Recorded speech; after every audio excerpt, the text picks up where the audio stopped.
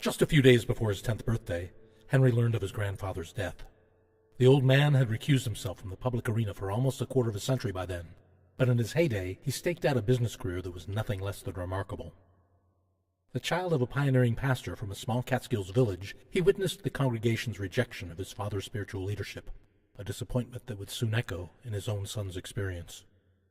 Arriving in New York City in his early 20s, he found employment with Rogers, Ketchum & Grosvenor, recently retooled from making industrial textile looms and just beginning to manufacture railroad locomotives. He soon moved closer to their New Jersey factory, working as cashier for the People's Bank of Paterson under the direction of Thomas Rogers, the firm's founder. At mid-century, Henry Clark Stimson had become president of the Hudson and Paterson Railroad, and by the outbreak of war, he was consolidating struggling Midwestern lines in partnership with Samuel Tilden.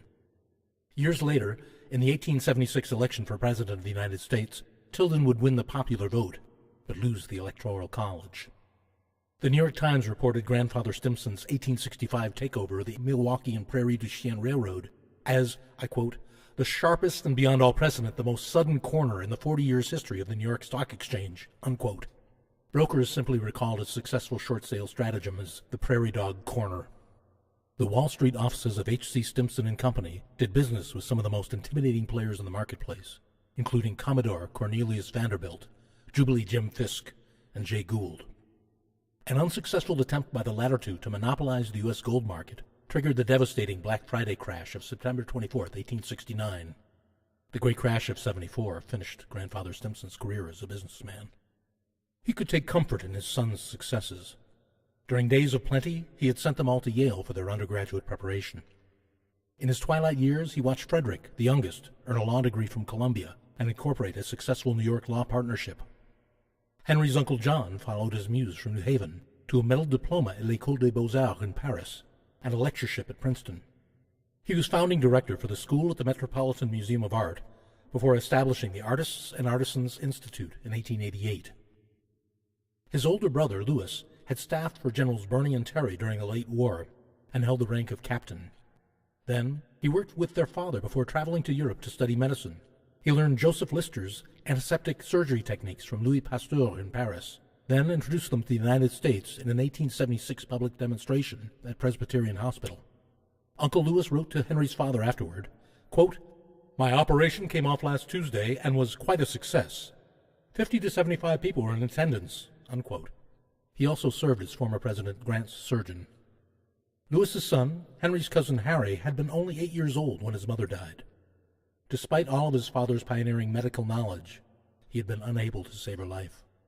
Harry and his sister Candace were nurtured by 2 sets of loving grandparents. Henry's father was Henry Albert Stimson, the oldest of the 4 brothers. An Andover Theological Seminary graduate and well-respected Congregationalist minister, he had recently been elected to serve as the pastor for the 5th largest congregation in New York City. Henry's mother was Alice, the daughter of Samuel Colcord Bartlett, president of Dartmouth College. Carved from old colonial New England stock, his father was nephew to Josiah Bartlett, signer of the Declaration of Independence. A vigorous defender of his Puritan ancestors' Congregationalist orthodoxies, he was nationally known as a rigorous scriptural scholar who encouraged students to learn Hebrew and Sanskrit along with their Greek and Latin. The trials he overcame while serving as founding faculty for the Chicago Theological Seminary, and even the tribulations he encountered while retracing Moses' steps through the wilderness, would pale before the turbulence he experienced at the outset of his tenure at Hanover. In 1881, the students and faculty of Dartmouth fundamentally challenged his authority, voting no confidence on his leadership. Grandfather Bartlett held his course. Through steady campus growth and a stabilized endowment, he maintained support of the trustees until the conflict had dissipated. Subsequent graduating classes erected Ramrod Straight Bartlett Tower in his honor, and later named a new YMCA building after their graying 1836 alumnus. A year after retiring from the college, Dr. Bartlett would find himself standing in the pulpit of the Broadway Tabernacle, preaching the sermon at his son-in-law's installation service. Henry had been only 9 years old when his father accepted the Tabernacle's fateful invitation to serve as their new pastor, returning the family to New York, home of Henry's paternal grandfather and his father's natal village. An influential position with an annual salary of $10,000, it presented quite an attractive offer for the veteran of Congregationalist pastorates in Minnesota, Massachusetts, and most recently in St. Louis. Founded by evangelist Charles Grandison Finney, the church had for many years upheld his mission of support for abolitionist and progressivist causes. Henry's father was hired to replace a beloved pastor, Dr. William Taylor, who had served his congregation continuously for over 2 decades. His call to service was unanimous and included the full support of Cornelius Newton Bliss, chairman of the Board of Trustees. A church historian described Henry Albert Stimson as possessing, I quote, commanding bodily presence, a fine full voice, and the manner and qualities of a leader, a man conservative in religious opinion, but progressive in church methods, unquote. Herald Square at the corner of 34th and Broadway was then the beating cultural heart of an emerging modernist metropolis, and at first his pastorate seemed to be flourishing. Over the course of his first 3 years, he doubled the preschool, unified missionary efforts, and, even after purging the absentee rolls, added 149 new members. Just a year after officiating at the interfaith services that memorialized Dr. Taylor's passing, it had become increasingly clear that a division was growing between the Board of Trustees and its pastor. Chairman Bliss was a prominent Republican, the National Party's treasurer, and soon President McKinley would appoint him to serve as his Secretary of Treasury. Finances were certainly one of their points of contention, with Bliss insisting on a motion to mortgage the church building and Henry's father strongly resisting it. Finally, the situation at the Tabernacle had become untenable. A meeting was held on April 28, 1896, at which old Dr. Thompson asks plaintively, quote, "If this congregation is not here with Dr. Stimson as a bone of contention, then why in God's name are we here?" Unquote.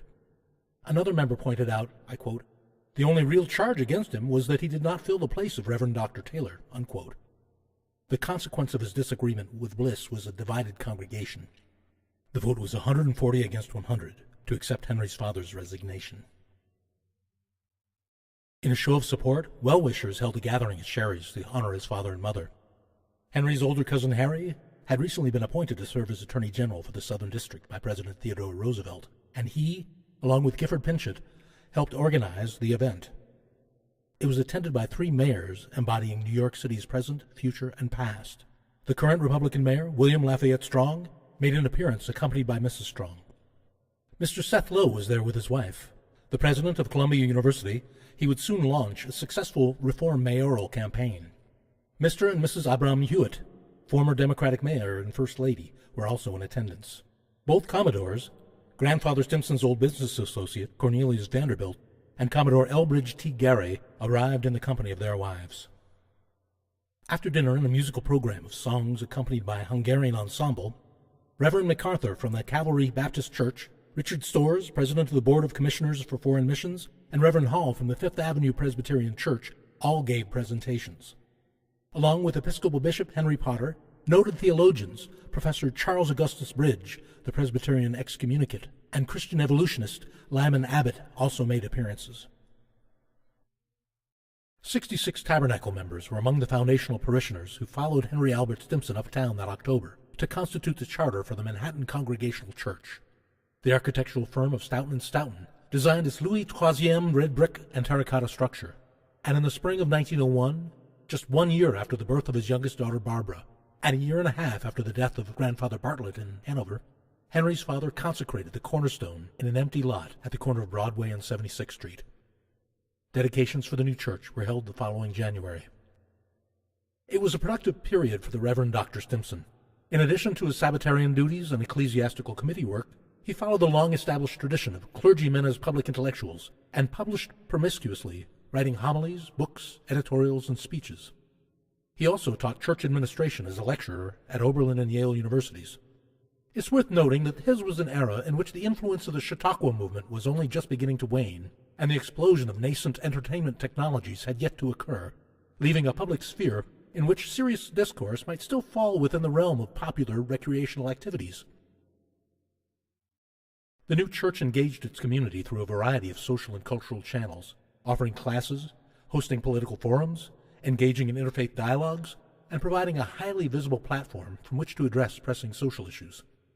After the horrific Triangle Shirtwaist factory fire, Henry's father invited organizer Rosa Schneiderman, leader of the striking workers, to voice their cause from the nave of his church, although he later discouraged solidarity strikes.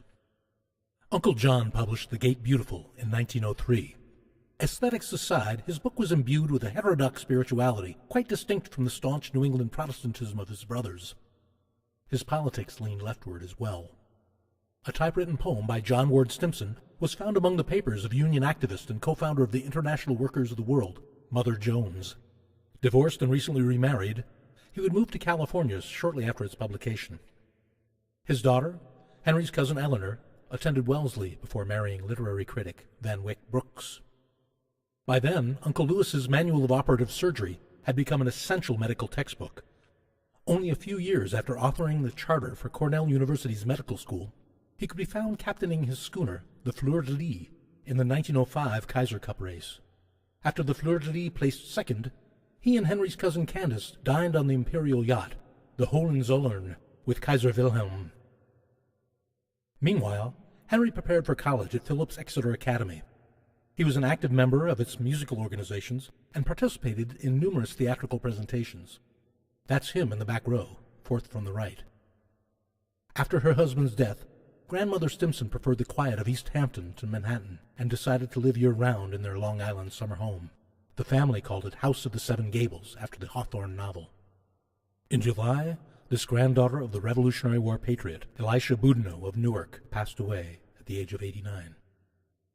In an August 1908 article for Harper's Bazaar magazine, their mother discussed some of the challenges that arise when college-educated daughters return to their place in the family and suggested appropriate activities to channel their youthful idealism and enthusiasm. Women's suffrage had become one of the most contested issues of the day, and her husband had been quite vocal in his opposition to the right of females to vote, and she herself would lead an anti-suffragist delegation to petition Albany. Their father may have opposed equal political rights for his daughters, but he did have a long history of supporting women's education, with an energetic vigor and a redemptive effectiveness. All 5 of Henry's sisters attended Vassar College. Alice and Julia graduated in 1901, Lucille in 1904, and Dorothy in 1912. Barbara, the youngest, would graduate after the Great War, and later served on its board of trustees.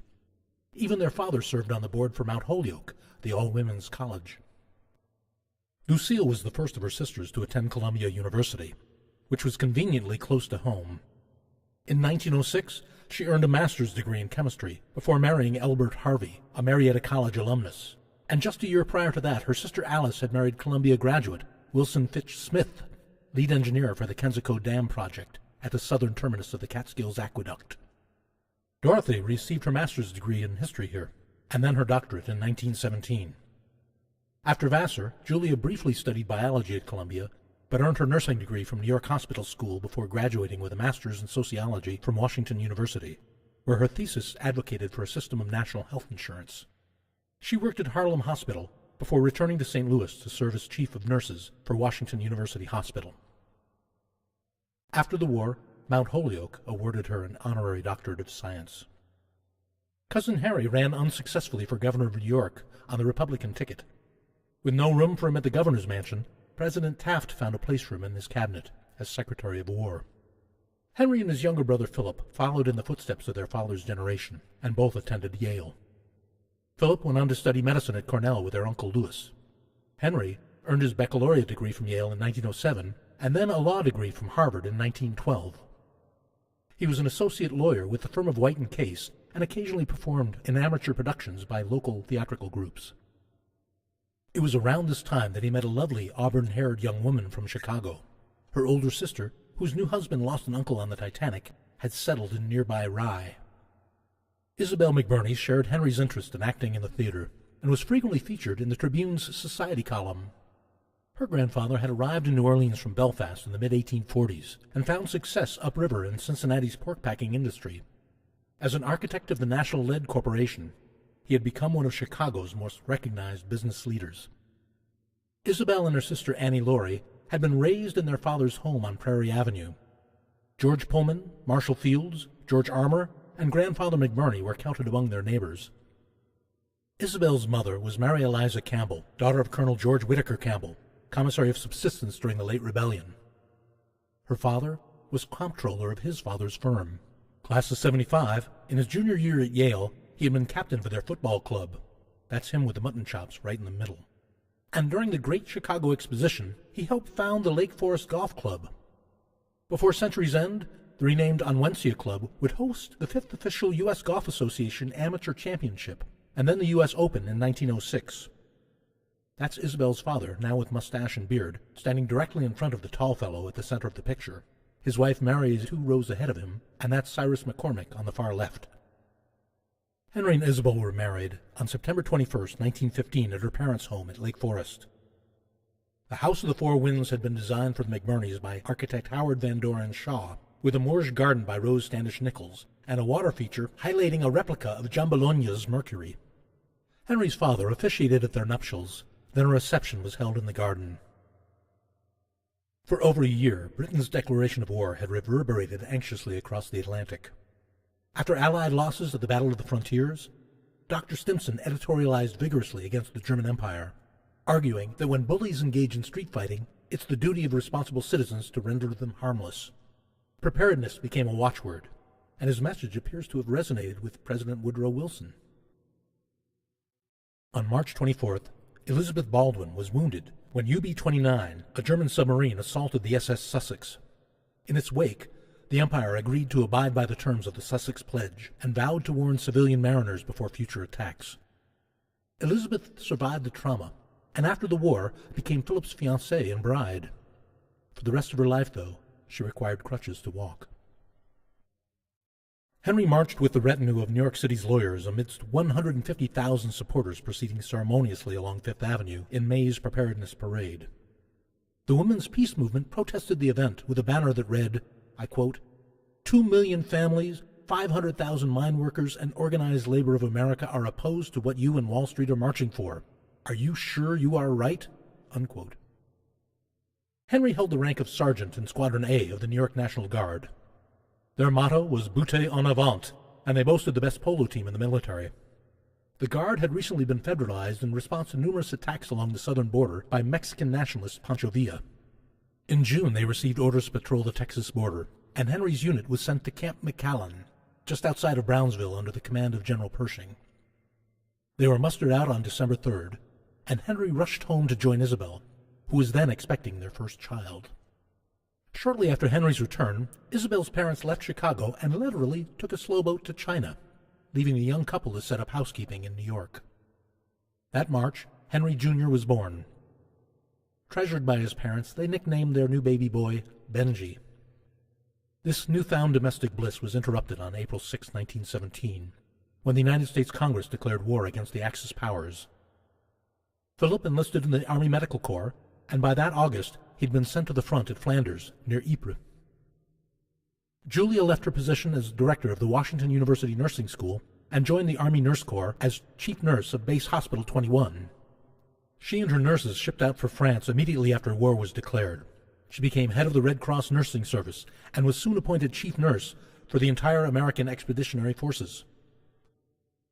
Squadron A removed from the Madison Avenue Armory to begin preliminary training at Glassy Rock, South Carolina. The New York 1st Artillery was soon redesignated the 101st United States Field Artillery, and at the end of June, Henry shipped out from Newport News to complete his training at the fire school at Camp de Souge near Bordeaux. While awaiting his orders, he managed to visit Julia and Cousin Harry in Paris. They updated him with news of Philip, who had suffered a shrapnel wound in his shoulder at Ypres. By then, he had recovered enough for reassignment to the British hospital at Rouen. Later, he joined Julia with the Red Cross in Paris. Orders finally arrived, and Henry proceeded immediately to the front, just northwest of Verdun. The September 12th Saint-Mihiel offensive was succeeded by the Meuse-Argonne offensive, where, with the exception of 5 days R&R, he fought continuously from September 26 until the end of the war. First Lieutenant Stimson was stationed on Hill 304 and at Côte Morthomme. He commanded a battery of French-made 75mm cannons, which provided artillery support to cover the infantry's crossing of the Meuse River, as well as the forward advance of the 33rd and the 79th U.S. Divisions. Henry clearly missed his wife and boy. His concern over the effect his prolonged absence might have on his infant son was evident in his letters to Isabel. This cartoon from the British periodical Punch was enclosed with one of them, depicting a young child telling her mother how much she likes the stranger her mother calls husband. Along the margins, Henry had written, "More truth than humor in this?" His letters to Isabel were often filled with light and cheerful gossip, intended to reassure her. but occasionally the grim character of his duties would appear in the margins of these accounts. In one letter, he remarked, I quote, "I examined some 177s and 155s they'd left behind, and then had my mind made up to turn back by the fact that the Huns began to shell the blooming Bois just beyond where I was. It was only intermittent and never very serious, but I'm a great believer in discretion, as the Irishman said. Why he said it, I just can't remember," unquote. The English translation of his base of operations certainly didn't offer much comfort for the folks back home. Armistice was declared on November 11th. The war was finally over. Henry wrote, quote, "Well, my darlingest, à bientôt, as they say hereabouts, and damn soon, as they say on the Bowery, and don't let that boy forget that I'll be there soon," unquote. Julia led her nurses in one of the war's first victory parades, marching them confidently along the Avenue des Champs-Élysées in Paris. Henry would have to wait until March, when his squadron finally returned home to celebrate with its own divisional parade down the streets of New York. He was finally demobilized on April 1st. After the war, Julia was made superintendent of the Army Nurse Corps and dean of the Army School of Nursing. She was given an officer's commission as a full major, the first woman ever to hold that military rank. She and Philip were both recognized for their contributions to the war effort. Philip received a citation from General Pershing for, quote, "exceptional, meritorious, and conspicuous service," unquote. Julia received the British Royal Red Cross and is seen here accepting the Distinguished Service Medal from General John J. Blackjack Pershing himself. With the war to end all wars quickly retreating into the realm of memory, their father published a volume of Julia's letters back home, and Henry co-edited the official history of his squadron. Lucille published what was perhaps the most practical of all their post-war tomes. Although Isabel always had ample assistance with her homemaking chores, these quickly became the order of the day, as Henry Jr., Benji, was soon joined by Mary Campbell Stimson. Named after Isabel's mother, for her entire life she answered to Molly. Alice Bartlett Stimson arrived the next year. She was named after Henry's mother and his sister. Dr. Stimson had retired from the pastorate of the Manhattan Congregational Church, having given his farewell sermon just prior to the outbreak of war. Dr. Edward H. Emmett, former advance man for the popular traveling preacher Billy Sunday, had become its new pastor. By the late 1920s, changing urban demographics and rising property values led the congregation to understand that they would either have to relocate or innovate. Emmett's ambitious proposal was to construct a new church that would house the sanctuary on the bottom 5 floors with additional stories that could provide rental income for the church. In 1930, its founder and pastor emeritus saw the charming medieval jewel box razed, and a modern 23-story skyscraper church erected in its place, just as the economy spiraled into depression. By Christmas of 1931, Manhattan Towers Incorporated was out of business. The building had been sold, and the congregation was dissolved soon afterward. It was Christmas when Henry celebrated the baptism of his youngest son in a room filled with his father's grandchildren, Alice's, Lucille's, and his own. At the time, he never could have foreseen that Hugh McBurney Stimson, the infant child swaddled in his elderly grandfather's arms, would be the last of this lineage to bear the Stimson surname. Henry worked in the city as a patent lawyer for Consolidated Textiles Corporation, and after the 1929 market crash, became secretary-treasurer. In that capacity, he helped guide the company through a complex bankruptcy restructuring. The family settled on Mendota Avenue in Rye, and his children attended Rye Country Day School, where he served as president of their board of trustees. Years later, his daughter Alice remembered one of her classmates, Jim Pierce, with great fondness. Jim's younger sister Barbara would eventually become First Lady of the United States. Henry was a highly competitive member of the squash team at nearby Appomattox, and a frequent participant in its golf tournaments. Over the years, his entire family enjoyed the diversions offered through the club's busy social schedule. Dorothy was professor of history and dean of women at Baltimore's Goucher College when 2 of a long line of male presidents died in office the same year. In 1930, she agreed to serve as interim president, providing the all-female liberal arts institution with its first woman chief executive and its youngest.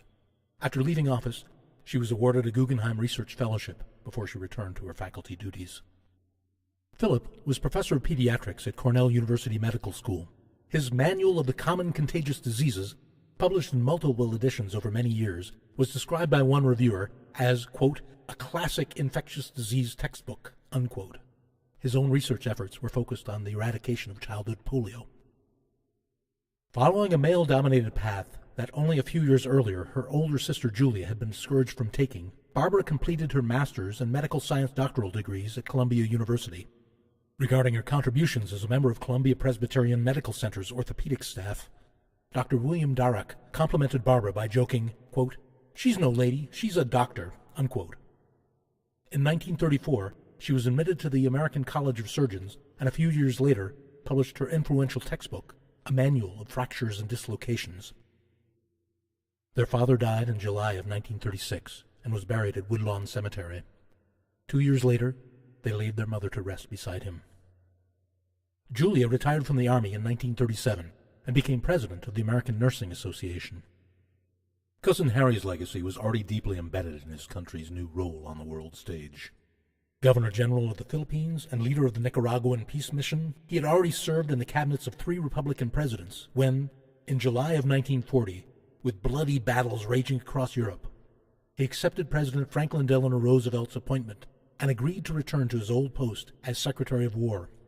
Despite expulsion from the Republican Party for joining a Democratic administration, he focused on diplomatic strategies until the day after Pearl Harbor, when a constitutional declaration transformed the United States from a peacetime nation into one that was at war. Henry's 73-year-old cousin was the civilian commander over the entire United States military, second only to the commander-in-chief. In August of 1941, Barbara left for England to help alleviate a desperate need for doctors there. Commissioned as a major in the British Royal Army Medical Corps, she remembered her encounter with the Secretary of War while on a recruiting mission back in Washington. Quote, "Cousin Henry, who had just arrived from the Pentagon, welcomed me with a kiss. He looked at me critically and said, 'Babby, I don't like to see you in that British uniform.' This gave me the opening I needed. I merely answered, 'But you don't give commissions to women doctors in the Army Medical Corps,'" unquote. She served in England, North Africa, and Italy. To support the war effort, Julia returned to her uniform and served as president for the Nursing Council on National Defense. Once again, she proved an extremely effective recruiter for the nursing profession. Henry had remained a member of Squadron A since the end of the First World War, and served stateside as a judge advocate for the National Guard during the entire course of this war. He was assigned to the 5th Brigade and held the rank of major. In 1941, Benji, Henry Jr., volunteered for the Naval Aviation Reserve, and after an honorable discharge immediately joined the regular Army. The 27-year-old Army Air Force cadet served as a flight instructor stationed in Greenville, Mississippi. On October 30th, 1944, Henry and Isabel lost their oldest child when Lieutenant Henry Bartlett Stimson Jr.'s plane crashed during a morning training flight, killing him and another cadet. Only a few months earlier, in April of that year, their daughter Alice had married Lieutenant William Raleigh. Then Molly married Walter Bryce in June. Henry and Isabel had lost their firstborn son, but by spring, after the arrival of Billy and Charlotte, they had become grandparents twice over.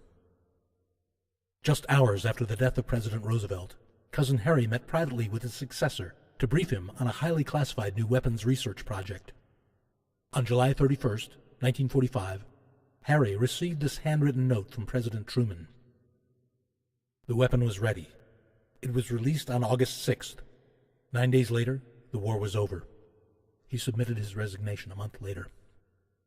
Consequential decisions demand rational explanations. Henry Louis Stimson confessed his agonized utilitarian calculus before a war-weary nation, weighing certain death in the hundreds of thousands against potential death in the millions.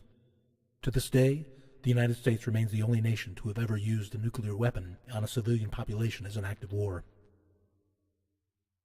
After the peace, the siblings came together for what might have been their last gathering as a group. Their sister Alice had predeceased their parents, and it was becoming evident that both Julia and Henry were suffering from serious health problems. On March 4th, 1948, after numerous hospital visits during the course of the previous year, Henry passed away from post-operative pneumonia, leaving Isabel a widow. Julia died in September of the same year. She had only just recently been promoted to full colonel. In 1982, she was inducted into the Nursing Hall of Fame. Cousin Harry died in 1950. Scholars continue to reflect on his place in American history through numerous biographies, such as The First Wise Man, and The Colonel, as well as the provocatively titled The Way of the Wasp Warrior. Dorothy had published her historical account of the first stirrings of scientific thought in early modern England in 1947. She continued her career as history professor and dean at Goucher College for another decade, until she retired to her summer retreat in Owl's Head, Maine. Philip continued serving on the medical faculty for Columbia University Hospital. In 1956, he was made emeritus. He and Elizabeth continued to live in New York.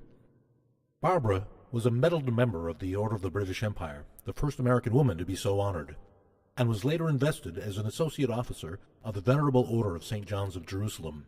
She served as clinical professor in orthopedics at the College of Physicians and Surgeons at Columbia until she retired in 1963 to join her sister Dorothy at Owl's Head. Isabel left Mendota Avenue to establish a comfortable home for herself on Boxwood Lane, just behind the fairway of the Westchester Country Club. She remained there until her passing in 1979. Alice and Molly would give their parents the precious gift of 10 grandchildren. Each carried the indelible stamp of their heritage into a new millennium, and each, in their own distinctive way, has flourished. At 2162 Broadway in Manhattan, the skyscraper church remains standing.